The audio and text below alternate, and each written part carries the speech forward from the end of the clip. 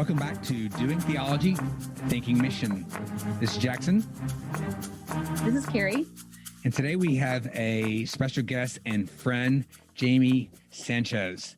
She is a friend from China that both Carrie and I know from our time in China.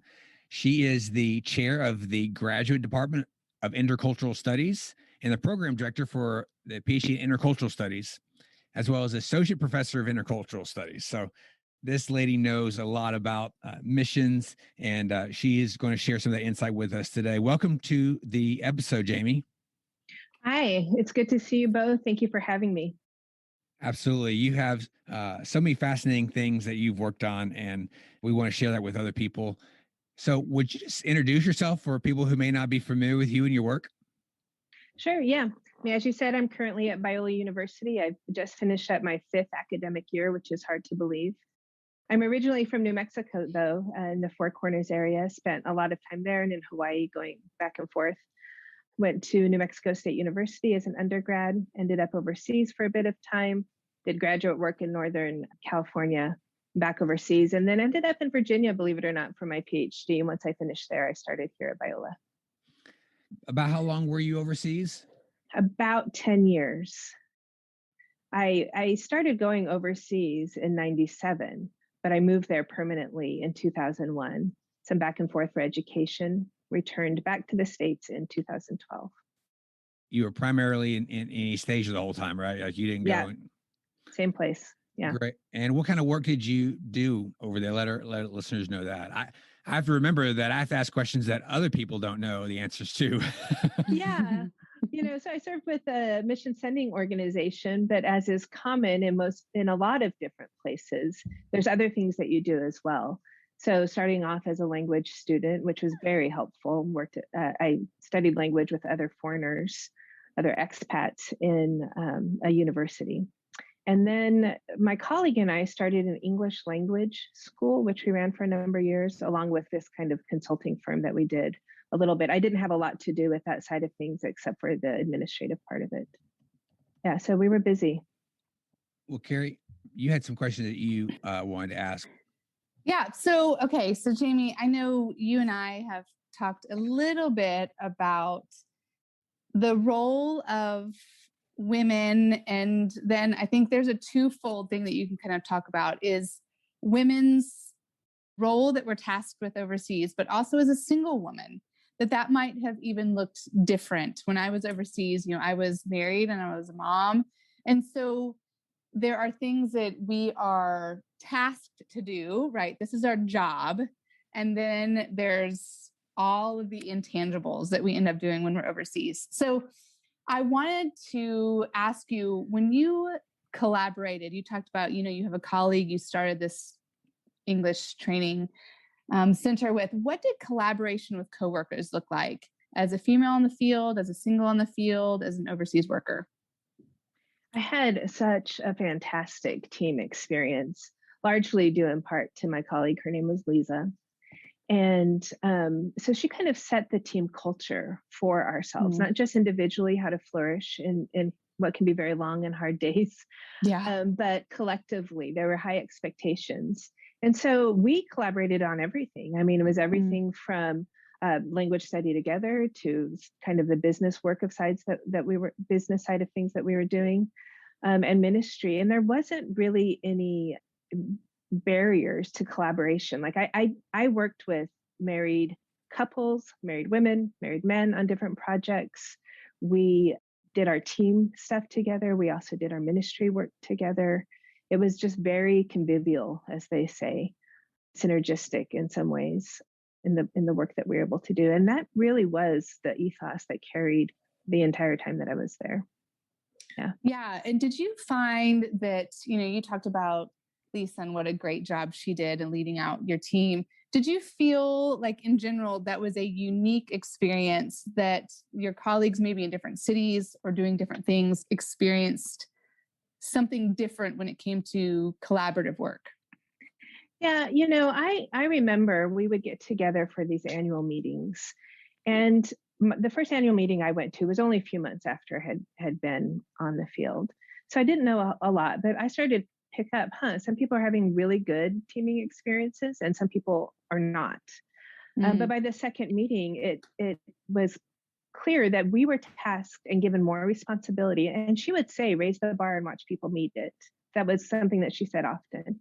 We were given equal responsibility and tasks to do, not based on how long we were there necessarily. For example, sometimes those who were there for just a 2-year term, kind of a shorter amount of time, were tasked with some of the smaller things. And yet for those of us coming out for 1 year or 2 years, obviously there are limitations based on language, but there wasn't, she didn't say, oh, okay, well, we're not going to get anything out of you. She was going to train people up because there was also this perspective that maybe they would stay longer, which was my case, or maybe they would go somewhere else and continue the work. So I did notice that there was some different ways of teaming and team leading across the country, at least. Yeah. Now, you were with an organization that's conservative evangelical, complementarian in orientation, but yet I knew when we first came to East Asia, we actually heard about your team and how smoothly things ran, how much people loved being on that team, and yet it was, had women leadership and single women leadership at that. So how was it that you guys were able to navigate such a flourishing team situation in an organization that tends to emphasize couples, married couples, and tend to emphasize male leadership? How were you able to work that out? When I first got to the field, I wasn't kind of aware of the full context of different conversations going on. So it came over time that it dawned on me that, oh yeah, there are some differences in what people are able to do, sometimes based on whether they're married, sometimes based on whether they're a long time, or even whether they're a man or a woman. It wasn't my experience because, and I'm guessing here, but Lisa was a fantastic leader and had the trust of the leadership. And I think leadership at that time, different people trusted her and saw what she was able to do and believed in her. Now, there may be some other reasons, right? We were there kind of doing, I hate to use the word pioneer work. It was early work for our organization at that time. That's not to dismiss the hundreds of years of people who have been doing work in that area, particularly from Europe.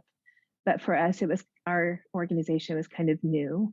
So there may be some of that. There, oftentimes you see people being able to do things new in the work.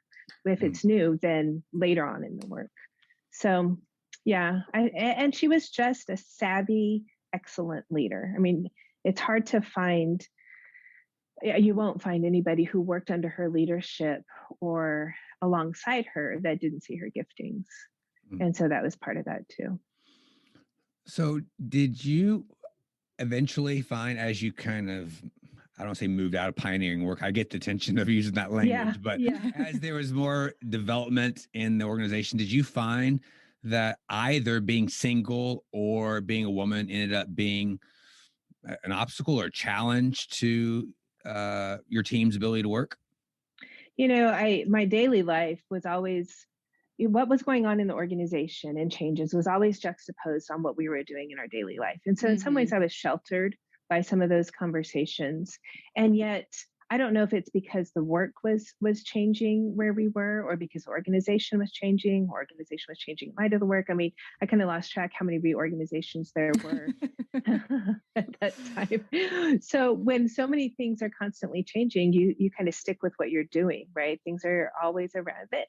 We've had a taste of that this year, right? We can't really keep up with the constant changes. So we're doing what we need to be doing. Yeah. So that may have been part of the case.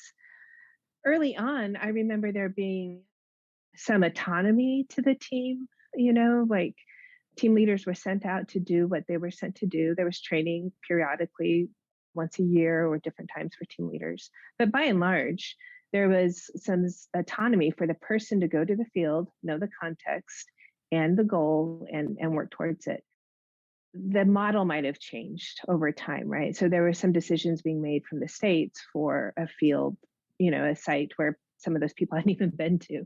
And so some of those impacts felt like there were different limitations to what we were probably going to be able to do. And honestly, by the time I had reached the end of my time there, and there was a number of reasons why I decided to go back to the States, but it dawned on me, I was like, oh my gosh, I think I'm at the kind of limit of what I'm going to be able to do leadership wise. I don't think there's anything past me. Now, I'm not generally like career oriented. I don't have a timeline. I didn't grow up thinking I'd become a professor, right? I kind of take it step at a time. But it did dawn on me. I was like, this is it. So do I want to do this for the remainder of my life or career? And that may have been okay. There's nothing wrong with that at all. In fact, I greatly admire people who are able to do those things. But the other question is, how am I going to steward best my giftings in a way that's effective for the kingdom, even if it means changing context? Mm. I was in the mainland part of China for all of my overseas ministry life. And, regardless of what people think about women leading churches, women were leading most of the churches. So I guess my question's twofold. One, was that your experience where you were at? And two is, how did that impact your work and relationship with your local brothers and sisters, being single female, helping to train up churches and pastors and things? Yeah, that was our situation. I mean, some of the main leaders in our area were women. There were also men, but a lot were women. And the way that we really engaged in that kind of work when we were starting to either try to plant churches or disciple groups of people to become a church or train house church leaders is we generally paired up. So I remember working with one of my colleagues. He and I knew each other when we were at graduate school, and he ended up joining our team. And we paired up for the work that we were doing with a mixed group of people, but there were both men and women leaders in that. Now, that wasn't always the case for logistic reasons and different things that kind of go into monitoring what needs to happen, what's best for the people that you're training. So sometimes maybe Lisa would just go off or another colleague would just go off, kind of one person doing those trainings. But by and large, we tried to collaborate in that ways to meet the needs of the different groups. Yeah. I remember talking to a former colleague, and she was working in Japan at the time, a single woman as well. And she would talk to me about this real tension that she felt because her task was to plant churches. Yeah. And so she would go into a community and they would begin with Bible studies and it would turn into a church, but then all of a sudden she's leading this group of people. And so then there was kind of pushback from the organization. Should you be leading? But then what happened is it left her very frustrated because she felt like, well, this is my job, but then at some point it becomes not my job. And so there was a lot of gray. So how do you feel like you guys maybe as a team navigated that gray space within the organization? If there was ever times when organizational leaders were saying, you need to stop doing that, I didn't hear about it. So maybe it was just at that period of time where we weren't having those conversations. And yet, I don't want to dismiss the struggles of people who had those experiences. Yeah. I remember one of my colleagues who was in a neighboring city, came back to the States, she had her MDiv, she was a trained teacher. She was teaching a group of people that included young men, college group, and was told you can't do it anymore. And so we had to have a conversation about where can you flourish, right? If this is what you feel like you're supposed to do, where can you flourish and do those things and find that space to do those things in? That's not always easy if you're on the field, employed by a particular organization, and there's kind of mixed messages there. Probably open conversations and then making some hard choices, right? Either stop doing the things that the organization doesn't want you to do, or find a place where you can do those things. And I think those kind of decisions were made amongst our kind of colleagues, although I don't know specifically. Yeah. I was going to say, I came to a place where I finally had to go, and not because of my experience in China, but just maturing, going, I'm responsible for my own giftings, and I don't want to create problems at all. But I also want to be faithful to what I feel like the Lord has given me to do. And that might look different for different people. So, yeah. Hey guys, I am the theologian in residence at a fantastic organization called Mission One, who sponsors this podcast. We partner with the global church in making communities more like the kingdom of God. Mission One partners with locally led ministries and denominations on projects, training, and relief efforts in their own communities. From clean water and education, to church planning and discipleship, to theological training and contextualization, Mission One desires to see every community transformed for the glory of God and the honor of all peoples. If you want to learn more about our work at Mission One, visit us at missionone.org. A lot of your dissertation work that we'll get to in a moment talks about cultural identity, and this wrestling between cultural identity, personal identity is, it seems like it's in every news story you hear every day. There's some tie to that. And so we've talked a little bit about this, the personal identity as a woman, but as a single woman, did you feel like that gave you more opportunities or less opportunities within a traditional East Asian context when you worked with nationals? Did they even care that you weren't married, or how did that affect your ministry? I don't think, and maybe I'm naive, I don't think it had an impact from the perspective of national believers. Now, they cared whether you're married or not. I mean, they asked often. I would imagine, yeah. Separately, there was these conversations like of very direct questions about whatever. But when it came time to learning or teaching or collaborating, it didn't seem to limit me. And I wonder if I had more opportunities as a single person from the organizational perspective. I don't know, but I wondered if I was married, would the opportunities have gone to my husband? And then there'd be that tension there, as opposed to this is who you hired, this is who you get. I don't have another person in my home to do the work that you've hired me to do. So I will do it. I wonder if that's the case. I was reading a book recently, I think by one of your colleagues, and she was talking about this dynamic between mission organizations between single women and married women, and how oftentimes there can be a jealousy among the married women because the single women have all these opportunities. Did you ever see that dynamic play out? No, but again, we were set up pretty well in that. So we had a number of different nationalities and then people from across the states, but we also had diversity in life stages, right? So we had younger, fresh from college, singles who were in their 30s, and then married with kids. And so on our team, we just all took responsibility for one another. The kids had homeschooling, but amongst us, different people were teaching different parts to then release the parents to do the different work that they needed to do. We also were divided into sub-teams, or organized, I should say, into sub-teams, because we had different areas that we were focusing on in our city. And generally married couples were on different sub-teams so that they could practice their own, whatever they were doing. It was, what are you passionate about? What do you want to do? Okay, well, you're here based on your different kind of perspectives. Now, of course, married couples and families also responsible for their own family dynamics and whatever that looked like. And we would work with that. We didn't say, come here and do it this way, right? People had their own traditions or times, or certainly vacation times to connect, all of that. But by and large, we were together as a team in that to help. And it was also, I mean, that wasn't divided by gender either. The men on the team babysat, the women on the team babysat. And as a result, you see some of those kids had really strong mentors of both genders. And we we were always told, you're the aunts and uncles of these kids while they're here because they're away from family. And so we got to step into some of those roles.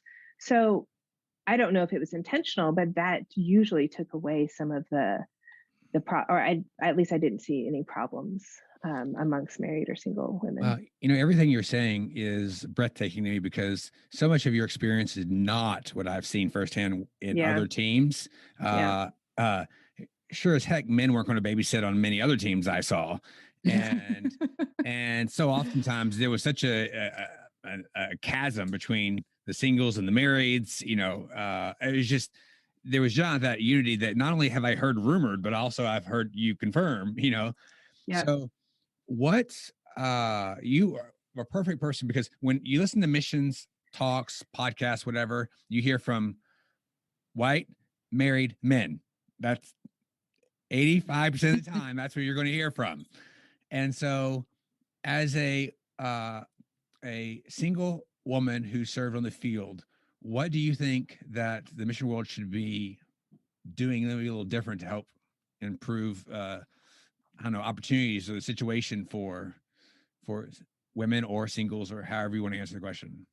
Yeah, I mean, there needs to be room at the table. There is room at the table. We just need to scoot over a little bit and let people sit at the table to make some of these decisions. And not just for women or single women. I'm serving on a missions organization board of directors, and they've done a great job at different perspectives. But I did mention at the beginning, like, hey, it's great that there's women here, but what about I know they're kind of busy right now, but what about the women with kids in the home? They're going to have a different perspective on the needs of people than I am. I can speak to it, and I'm happy to do that. But we do need we need all perspectives. We do need women who have insight into the different needs of people going on, because some of that stuff crosses national boundaries, right? The kind of things that single women think about might be the same across national boundaries, but certainly the things that married women with kids and fathers and all that. But that's a larger conversation of how do we kind of change the actors, those with voice, in what we can call the Western's missions industry, not just include women, but our national partners, our global Christians. The things that people are doing worldwide are phenomenal. It's phenomenal work. And we should be collaborating with them in a way that doesn't just placate their position, but really thinks about, wow, how can we do things a little bit differently? I'm not talking about theology or changing any particular perspective that we adhere to, but methods might be enhanced or changed or deconstructed in a ways that empower people to make much of Jesus in their contexts. Yeah.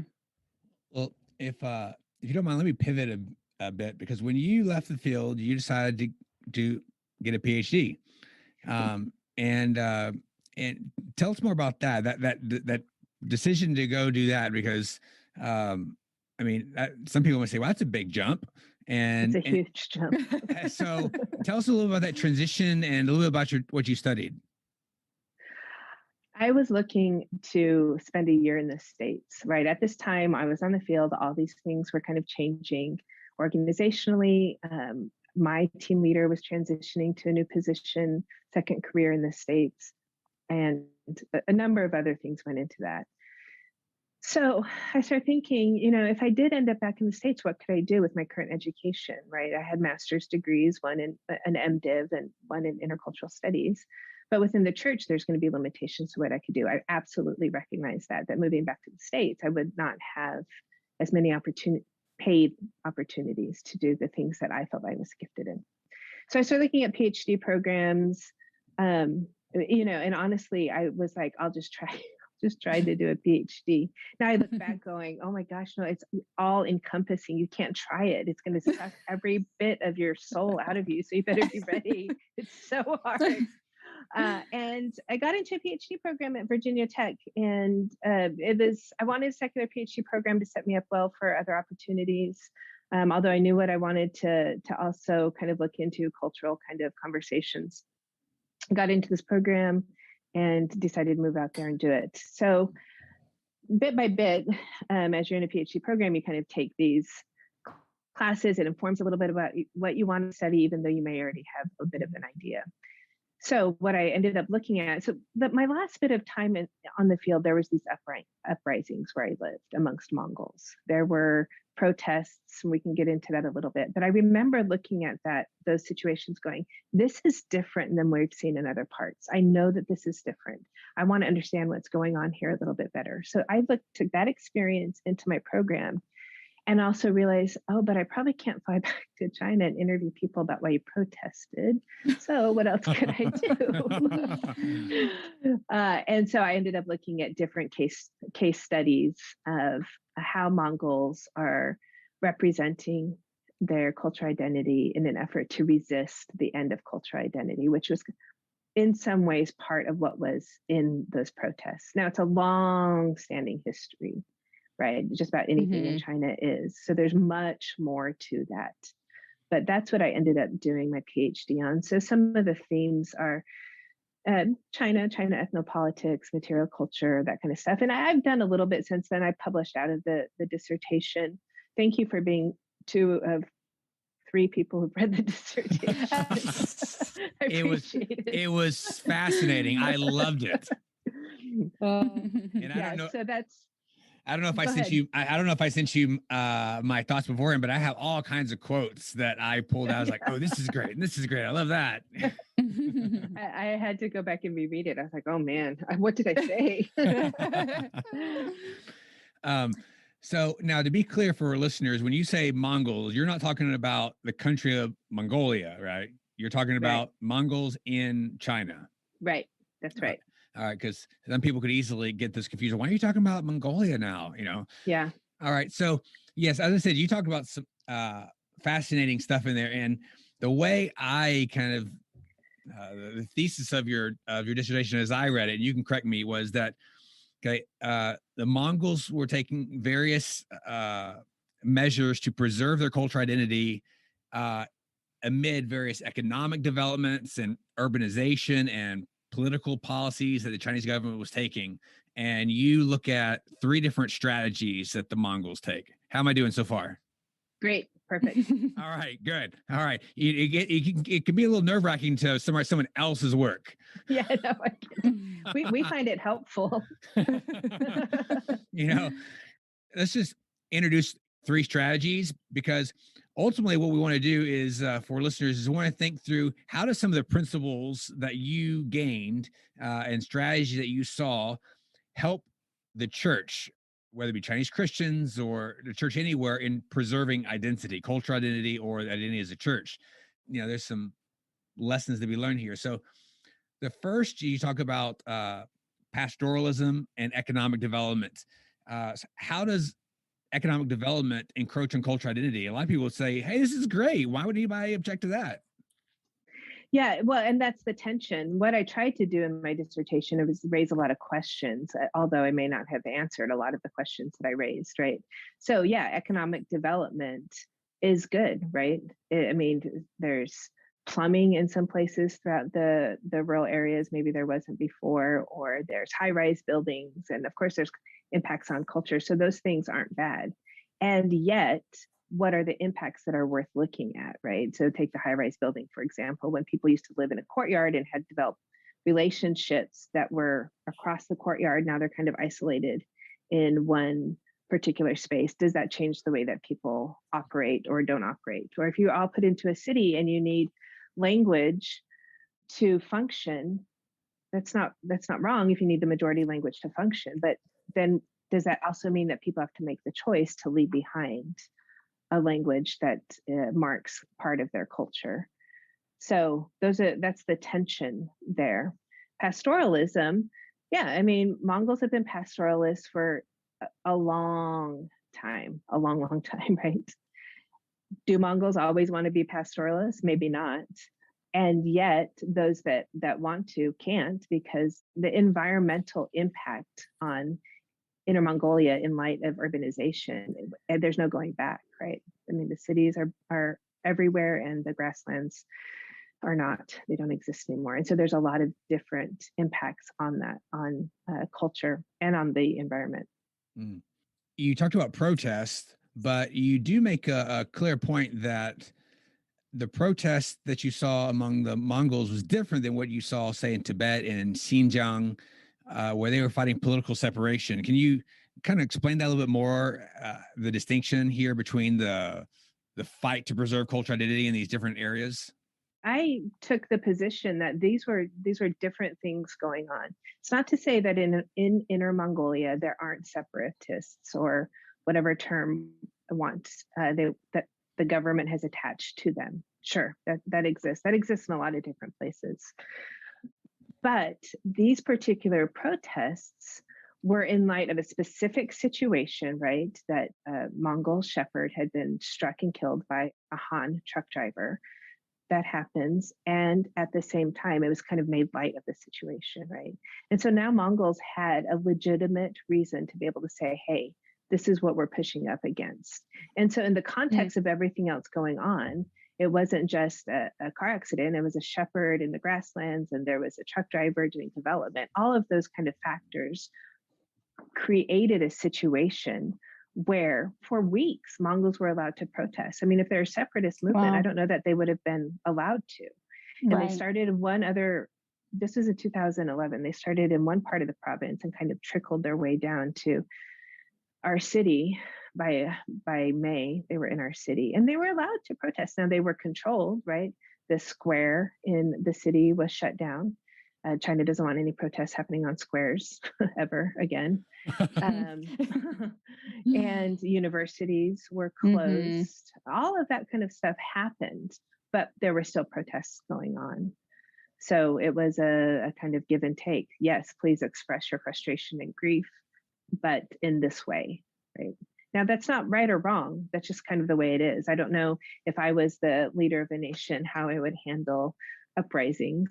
Sometimes controlling them is one way to manage public safety and image and all the other things that people are thinking of.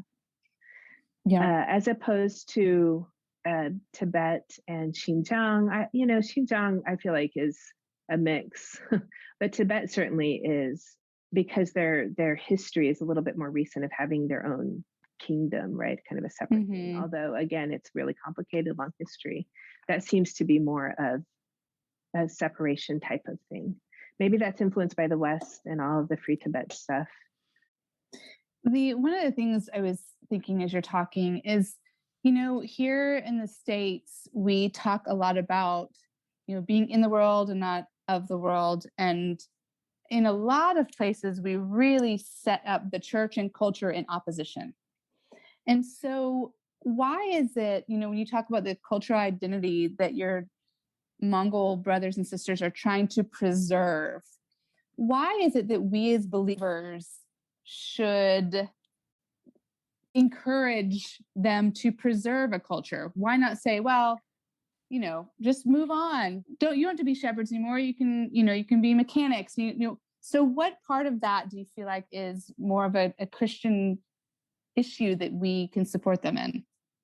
Yeah, I mean, I haven't thought about this too deeply, but even taking the notion of language. Now, this is where it gets complicated. Not all cultures have to have the particular language to market, right? Somebody can be a particular culture and maybe not be fluent in their language because of circumstances. And just because somebody speaks a language doesn't make them that culture either. I speak Mandarin, and yet I don't think of myself as Chinese, right? But language and diversity, I mean, even the scriptures, if we look at Revelation, informs what we're going to see at the end of time. If all nations and people of language are going to surround the throne, then we should care about those people in living out their diversity as they were created. Some of it is just a kind of justice issue in some regards. That's not to say that Christian identity isn't important. It certainly is. But again, this kind of binary thinking, right? Is it one or the other? How does a Mongol believer live out their Christian identity and Mongol identity together? That's a good question. I don't have the answer, but it's worth thinking through.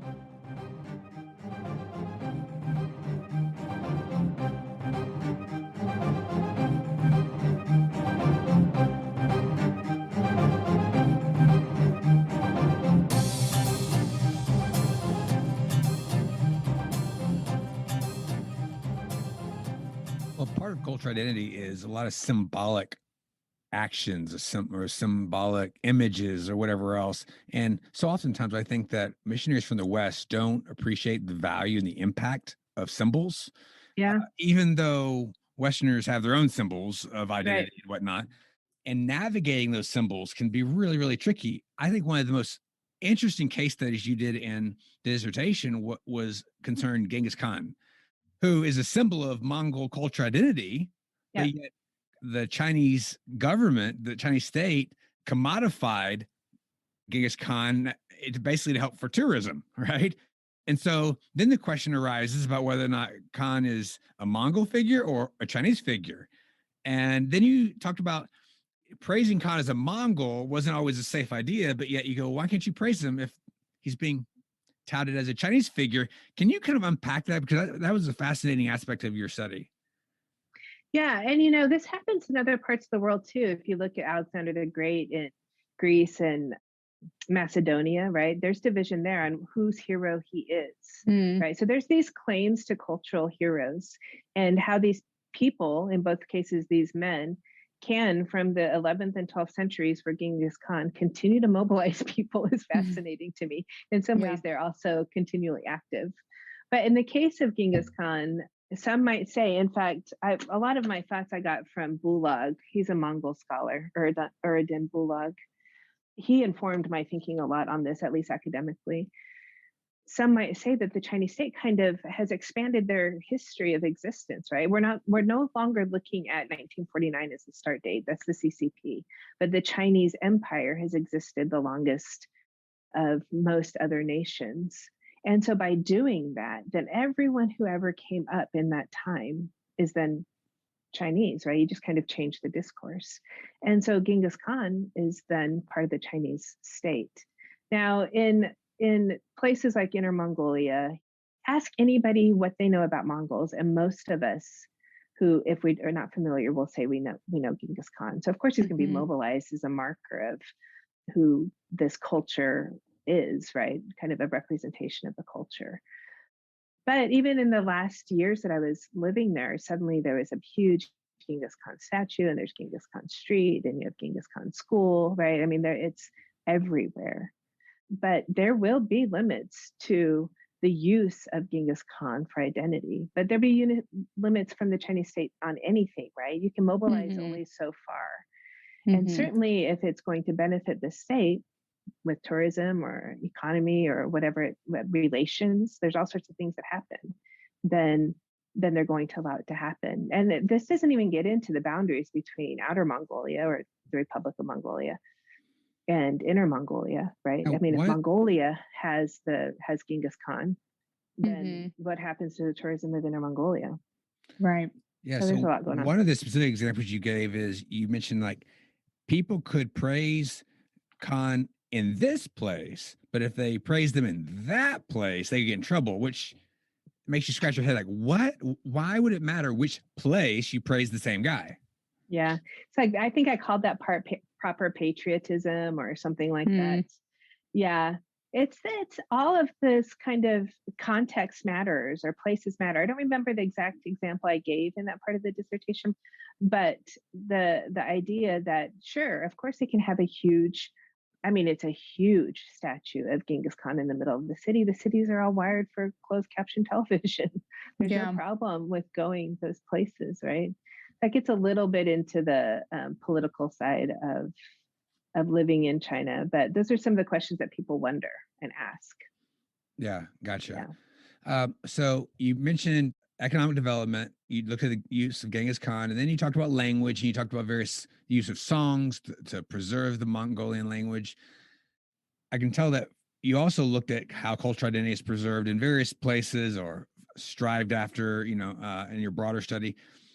Do you see any common threads that made for effective strategies for peoples that try to preserve their culture against some more dominant force, cultural, political force? Yeah, I don't know. And all of these kinds of questions are situated in my larger context. I'm from New Mexico, which usually gets lost in between Arizona and Texas. Like, where is New Mexico? Where are you from? It's a part of the states, right? It's a minority type of perspective. I was raised half of my childhood in Hawaii. And in Hawaii, there is this, historically, the hula was wrong as deemed by the church. It's now coming back as a kind of a cultural identity marker for the Hawaiian people, Hawaiian state. It's also used for tourism. And it's situated in these particular places where people can come and gaze and look and experience the Hawaiian culture. So all of that informed what I was looking at. So with Mongols, yeah, I mean, I think that there is all of this kind of history of how do we keep this part of what we're doing, but it's also juxtaposed against the hopes and dreams. I mean, we can't just say to Mongols, you're Mongol, you have to stay ahistorical and live in the grasslands as Genghis Khan did in the 12th century.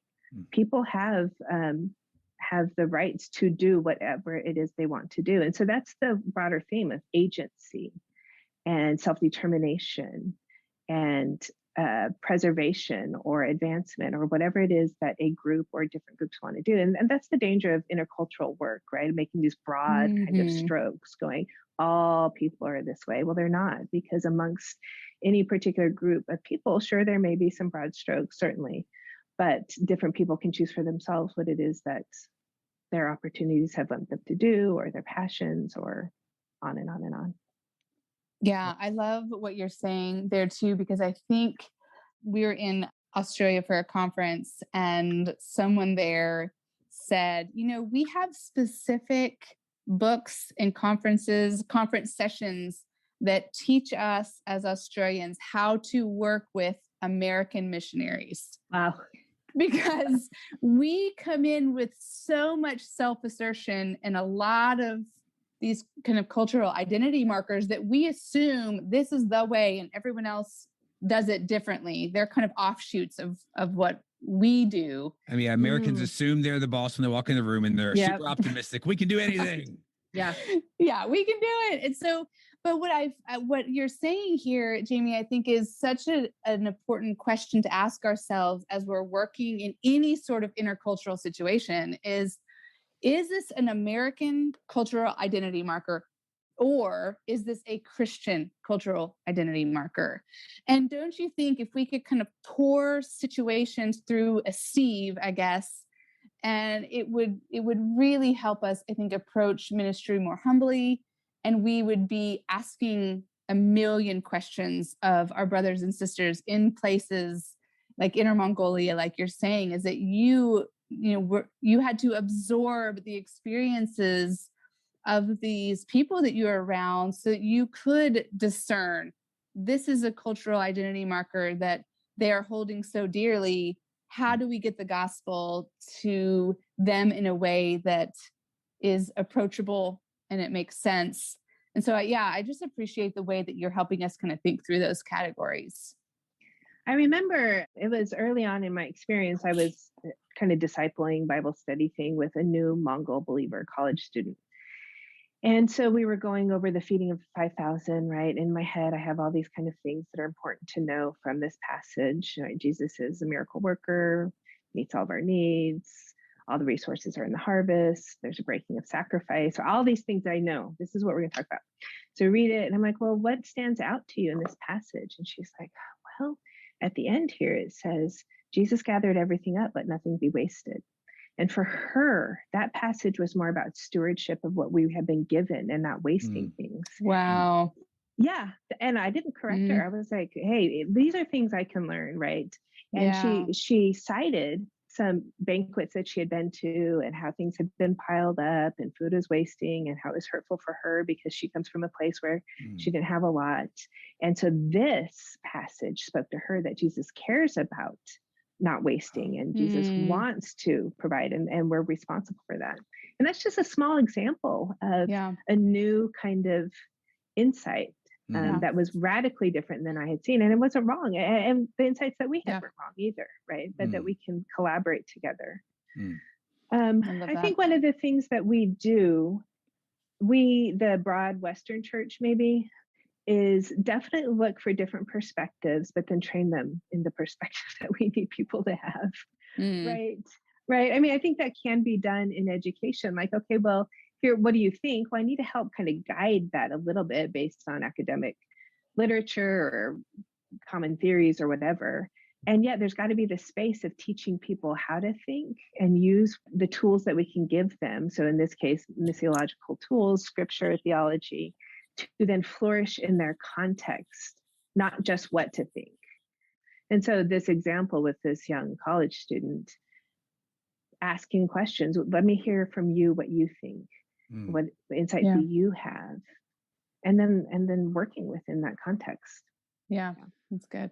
Yeah, you brought theology. This is the Doing Theology Thinking Mission, podcast. Yeah. So one of the things we want to look at is where this intersection of missions and theology come together and help there be more integration, because these fields tend not to talk to each other. So I'm going to turn up the difficulty level on some of these questions, because we've been talking to you yesterday. You've been really comfortable. So now I'm going to ask you a few impossible questions. Okay.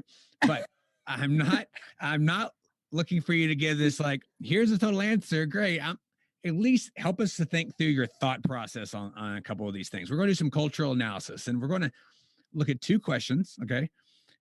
That nobody has the answers to precisely, but maybe we can move the ball down the field a little bit. One is I want to look at I'll use China because that's a mutual context here. How can Chinese Christians maintain their distinct Chinese culture identity when they begin to follow Christ? So that's one aspect. Okay. Yeah. Now this question can be applied elsewhere, but this will be our case study.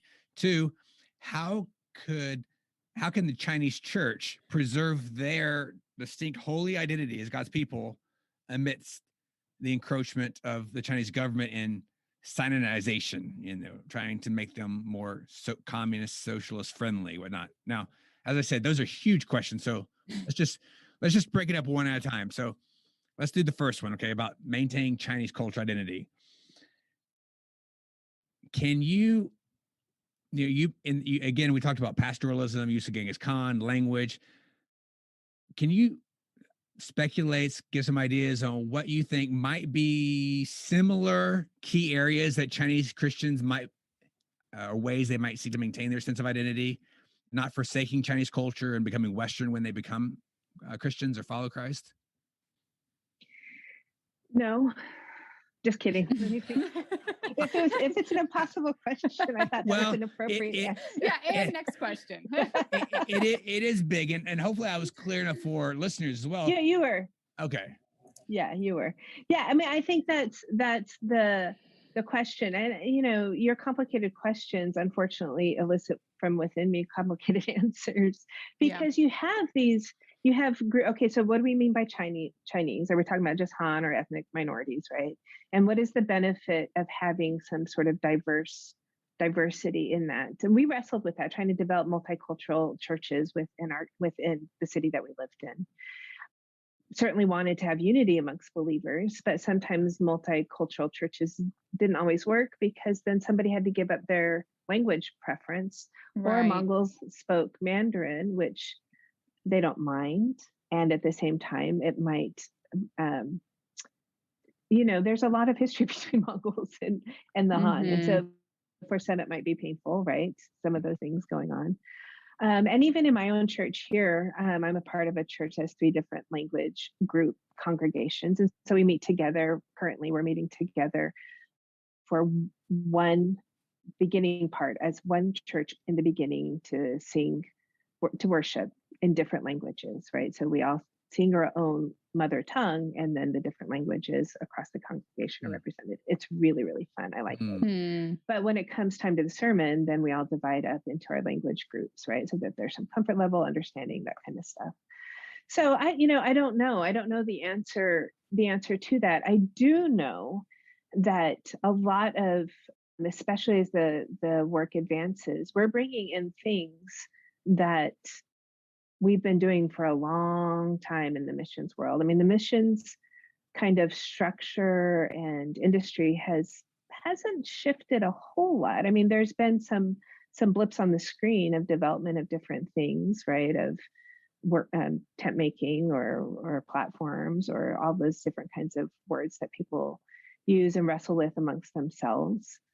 So how do we go in and have a church developed that's their own identity? It seems like the onus is on us, not on the Chinese church, right? To lay down ourselves a little bit with some cultural humility in order to train people up to, again, do the things that we think. There's some non-negotiables on our part, right? Most of that's going to probably be theological tenets that we adhere to.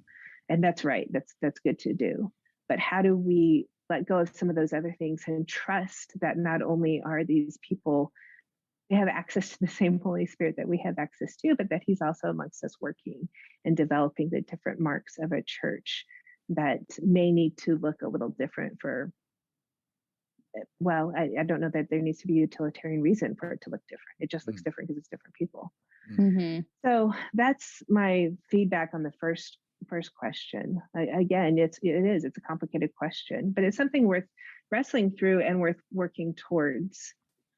There's two aspects of culture identity here. There's the being Chinese while being a Christ follower, but then there's the other aspect of being Christian in the face of government resistance saying or implying that, hey, if you are a Christian, then you're no longer Chinese. Yeah. And the term that's been used in the last few years a lot has been Sinonization. Could you explain to listeners what Sinonization is? Because this is a term that keeps coming up a lot. You talk about your dissertation, but it would help with that second question.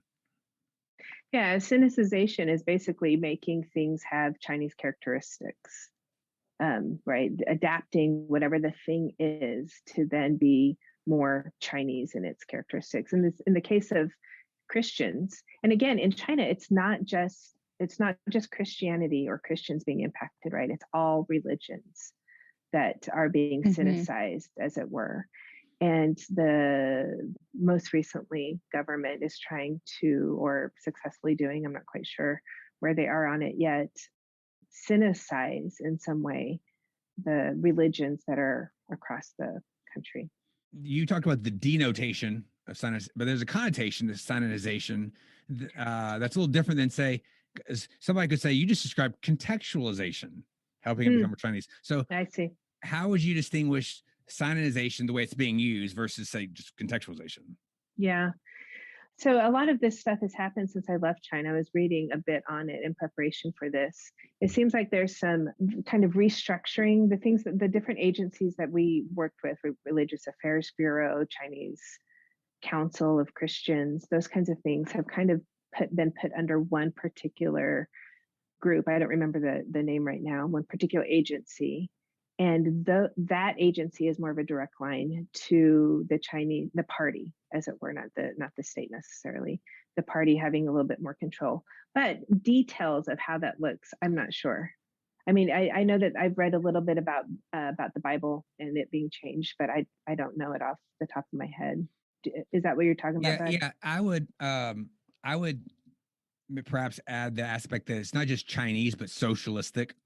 The socialism component, the political components, because that's part of what's being defined as Chinese is that you're socialist, as opposed to Chinese culture before there was a socialism, Yeah. So before we go into our closing segment, I'll kind of rephrase that second question to just say, given your background and studying what we've said, might there be any principles or suggestions about how, say, Chinese Christians could adopt as a subtle form of resistance against this more negative form of Sinonization? I think what's going to happen is what happened the last time the government tried to shut down the Chinese church in Cultural Revolution. I think there's going to be some resistance. People are going to pull away, and they're still going to do what they feel like they need to do, which is be a church and kind of, I don't know how Chinese believers are able to do this, but they are able to navigate the complicated, nuanced relationship, right? And honoring the state and those things, but not doing anything against what they really see as mandate, either in scripture or, other places, mostly from scripture, about what it means to be a church in any context, right? And so I anticipate that churches will continue. And I don't know how long this particular season of leadership is going to last. I don't know that anybody does know. But at the end of it, if there's another wave, and historically there's always waves, my guess is that it will flourish. The church will flourish. It just will. It'll be hard, but it will flourish. It would be interesting to look back after that time is what symbols do they hold on to, that they preserve, to say, okay, this is preserves our Christian identity versus this is our Chinese identity, and what things symbolically represent each one of those. Yeah. So let's wrap up. You've been very generous with your time this morning, and I'm thankful. One of the things we want to ask anyone who comes on the show, this interaction between missions and theology. And I'll ask it broad. What should missions be learning from theology? And then I'm going to ask you, what should theologians be learning from missiologists? Yeah. Well, certainly missiological practices and my work as a Christian scholar needs theology to inform what I do. There's some theological tenets, theological practices. Here at Biola, we talk about faith integration. So it's not just saying, okay, we're going to look at this particular principle, right? The kind of research we do is different than maybe a theologian would do. But look at this principle and then weave it in through what we're talking about. For example, flourishing, human flourishing. How does life and each life really matter? How is that represented in the research that we're doing? So when I'm talking about Mongols and perhaps some of the oppression they're thinking or feeling or going through, how can they flourish and demonstrate their own agency as creations of God, bearing the image of God, and do that in a way that honors not only themselves, but is also theologically rooted, right? So those are some of the things that I think through. It's funny, but because I have an MDiv, but I don't consider myself a trained theologian. My PhD wasn't in theology. And my PhD is more kind of intercultural. So I don't have a missions PhD as well. So I'm talking about these kind of two areas that I dive into, but I don't have academic training in, at least. This chasm that often happens in academic reading and also just in practice between missions literature and theological literature, where have you seen something of an outsider to both, as you kind of mentioned? Where do you see the biggest disconnect in the current state of things? I don't know. I don't know that I necessarily see a disconnect. I certainly see, from the missiological perspective, some of the questions that we're asking here in the Cook School is, where is missions going, right? And where do we need to keep it pushing it towards? For example, how do we continue to engage in some helpful conversations with global Christians, right? How do we allow those practices, what's actually happening where they live, inform the research that needs to be done in a way that continues to keep the focus of missiology at the forefront in some ways. So it's never saying, okay, well, we no longer do this type of thing, or we no longer have this value. We value being able to live and work in diverse contexts for the sake of people knowing Jesus, right? That's the value. But how we do it might look a little differently as things kind of develop. And so between theology and missiology, I'm also wondering what else we need to be leaning into. There's the chasm. What other disciplines, right, can we learn from? Here in the Cook School, we have anthropologists and sociologists, and those, even, as you mentioned, my colleague, Leanne Dubinsky, partnering with a historian to be able to tell some of those stories of women doing missions in the church, but needed the history part of that to link those stories together. On a more personal note, what kind of things are you working on these days? When I came here, I kind of changed my research focus a little bit. I wanted to change it when I was a student, but I knew if I changed it, I wouldn't finish in time. I had a timeline. So I started working on refugee studies. I have a few publications out. I'm trying to get a grant to continue I want to look at women refugees and where they're developing resilience to continue in kind of these terrible situations that they find themselves in. Working with some other colleagues, my work was paused because of COVID, as everything was paused because of COVID, but really want to know more from refugees. I want the refugee voices, not just about refugees. So that's what I'm working on. Yeah. Gotcha. That's great. Any books you've been reading or things you may want to let people know about? I mentioned Women in Mission of the Church, Leanne Dubinsky, my colleague, and she worked with another of her colleagues at another institution, Anna Kostassen. It's worth reading, tells some stories that are worth knowing, and positions or asks some good questions that we need to ask. I just finished No Refuge. She's a philosopher. Serena Boston. Perec. Okay. Yeah, No Refuge by Serena Perec. And she asks just some good questions about the morality behind caring for refugees. One of the questions, moral obligations, or why we should help people even if we don't like them. That's a good question. That is a good question. Yeah. Wow. Very timely. And then Invisible China by Scott Roselle and Natalie Hell, How the Urban Rural Divide Threatens China's Rule. So I am still interested in urbanization and its impact on Chinese society. All these are kind of academic books. On the side, I read things like Little House on the Prairie. It's your deep breath. Yeah. Well, Yes. I'll put those books in the show notes. Maybe not Little House on the Prairie. I probably put these three. All right. Put these three. We are grateful. You have shared so much wisdom from your experience and really to think through some things. So I'm really appreciative. Yes, thank you. It's always good to connect with you both. I appreciate the work that you've been doing since coming back to the States. You, I don't know, probably licked some of your wounds on missing China and then dove right into new things that you're doing, which is the best way to handle that. Yeah. I've been there. Yeah. Yep. Well, thanks again, Jamie. You're welcome. All right, everyone. Thank you for joining us on this episode of Doing Theology, Thinking Mission.